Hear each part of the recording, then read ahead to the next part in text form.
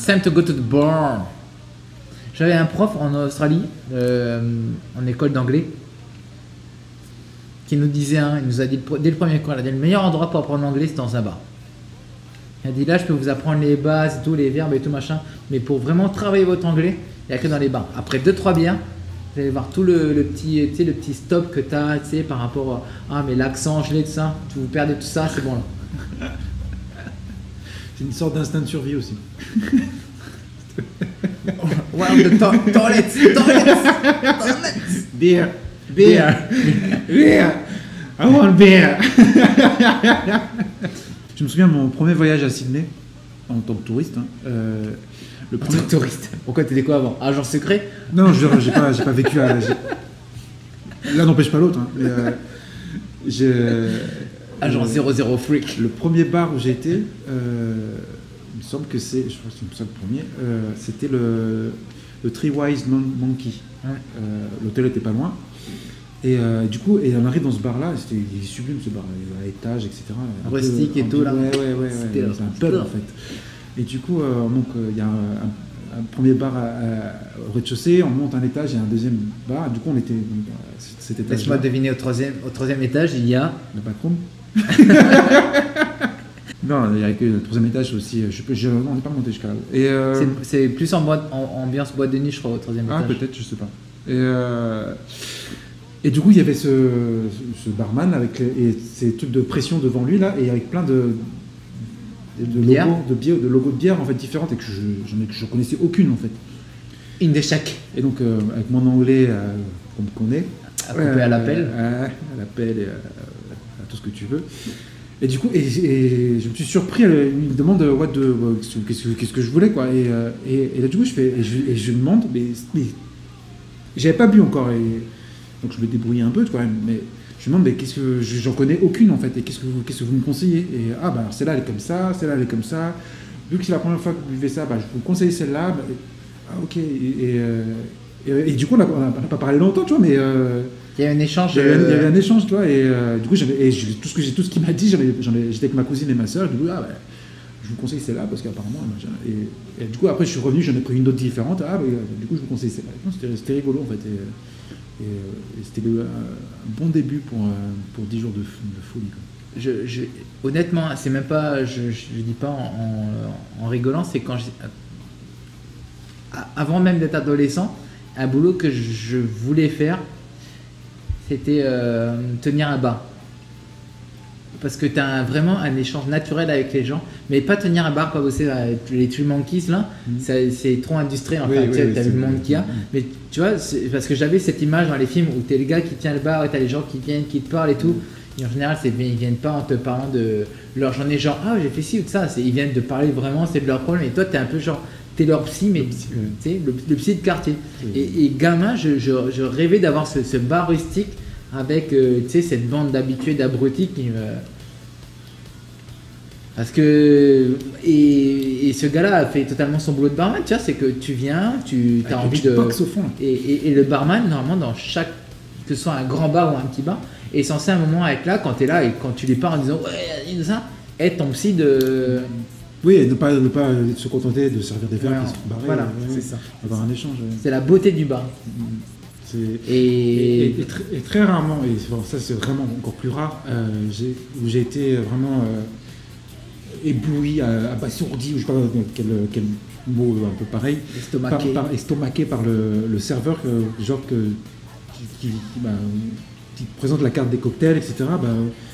Qu'est-ce que vous me proposez là, quand il commence à te chanter limite tous les ça c'est mieux parce qu'il y a ça, on rajoute un peu de ça parce que machin ça donne un petit coup et là tu écoutes parler, tu te dis le mec il vend la carte mais et ça il n'y a pas beaucoup de fois où ça m'est arrivé où t'as envie de tout goûter et limite lui laisser un pourboire mais du feu de Dieu quoi, tu vois, limite, toi t'aimes ce que tu fais exactement et ça m'est arrivé une fois dans un bar et une autre fois mais c'était un restaurant où t'as la serveuse elle arrivait tac, je vous conseille ça. Alors par contre, avec ça, je vous conseille ça parce que du coup, le cuistot c'est un nouveau, mais il a réussi à...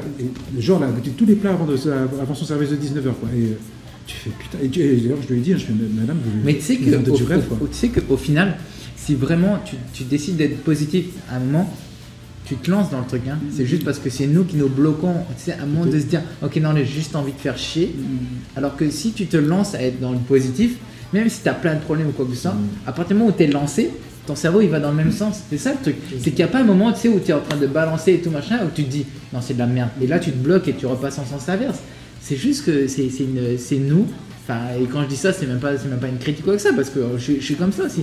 C'est que c'est nous, à un moment, qui décidons de dire, ouais, non, je vais vraiment pas être productif ou créatif quoi que ça. Vendeur, oui. Alors des fois, non, mais tu sais, des fois on peut péter des câbles et des fois tu vois les gens, mais ils explosent, tu sais, dans l'inventivité ou dans l'humour ou quoi que ça, parce que juste à un moment ils se sont dit, allez, j'ai pas envie de faire chier là. De toute façon, à partir du moment où tu as quelqu'un qui te parle de bouffe ou de boisson et qui s'y connaît un petit peu et qui a les bons mots et tu sens qu'il y a de la passion derrière, c'est ça. Honnêtement, ce que j'ai découvert ça, c'est que j'en parle, hein, c'est de mon pote Didier qui est cuistot et on s'est connus adolescents, début 18 ans ou un truc comme ça. J'allais dire début 18e, tu vois. On écoutait de la musique sur nos petits tubes là. Vas-y, rejoue-moi ça, vieux. Et il était en formation cuistot, ça, et dès qu'il parlait de cuisine, il avait des étincelles dans les yeux. Et tu pouvais, même si tu n'es pas fan de musique, à partir du moment que quelqu'un parle de quelque chose avec passion, je veux dire, tu es obligé à un moment de prendre le train avec. Et c'est pour ça, tu vois. Laisser porter, ouais. C'est pour ça, je veux dire, à partir du moment où les gens sont passionnés, tu peux que juste, tu vois, reconnaître ça. Après, t'aimes ou t'aimes pas, mais au moins il y a de la passion, quoi. Et il y a passion, la passion. Allez. Bref, donc voilà. Mais quelqu'un qui bosse dans la restauration et qui arrive avec comme ça, un élan de. Parce que soit c'est le patron, soit c'est quelqu'un qui a de la passion. Parce qu'on a tous. La passion. On est obligé d'en parler parce qu'on a tous eu affaire au moins une fois dans sa vie à quelqu'un, à une serveuse ou à un serveur qui était là par dépit en fait, parce qu'il fallait. Casse-couille. Mais non, mais après voilà, c'est bien qu'ils travaillent pour gagner leur vie, mais les gars, mettez-y un peu du vôtre quoi. Je sais pas, enfin c'est pas. Après, honnêtement, je préfère largement, tu sais, parce que. Après, on a une génération aussi où il faut apprendre à se démerder. On n'est pas aussi manuel que nos parents, mais il faut qu'on se démerde. Oui. Et du coup, je préfère largement pas avoir quelqu'un en face de moi, tu sais, qui a l'air négatif et dire, ok, on sait ce qu'on veut manger, prendre le papier, aller jusqu'au ding ding, poser, parce que c'est pas ça qui va faire la différence. Mais je préfère largement éviter, tu vois, ce rapport-là qui va être négatif pour tout le monde. Virtuel, ouais. Voilà. Après, je peux comprendre que le mec, ça le fasse chier, surtout quand t'es à la table et que t'arrives et que t'as. Ah, j'ai pensé, ah non, mais ça c'est comment, ça c'est. Je veux ça, mais sans ça, et sans ça, mais avec. Voilà. Bon, les amis. Il faut que j'aille faire caca là. Voilà. Il faut que si vous écoutez cette vidéo, que vous n'avez pas de nouvelles de moi, c'est que voilà, j'ai pas pu courir assez vite, éloigné de l'épicentre. There is no way. Prenez soin de vous. Et faites attention, bonne soirée. Celui qui conduit, c'est celui qui boit pas. Il paraît. Santé, my friend. Santé. Ah. On conduit pas, nous. Et voilà. Et du coup, donc j'ai dit prenez soin de vous. Et à la prochaine. Rock, n'oubliez pas, on est sur Spotify. Aimez vos papas, aimez vos mamans. Quoi d'autre? Aimez votre prochain. Et les couleurs, c'est rien. À la fin, c'est tous des enculés, donc je veux dire noir, blanc, jaune. Voilà. Détestez tout le monde. Ciao.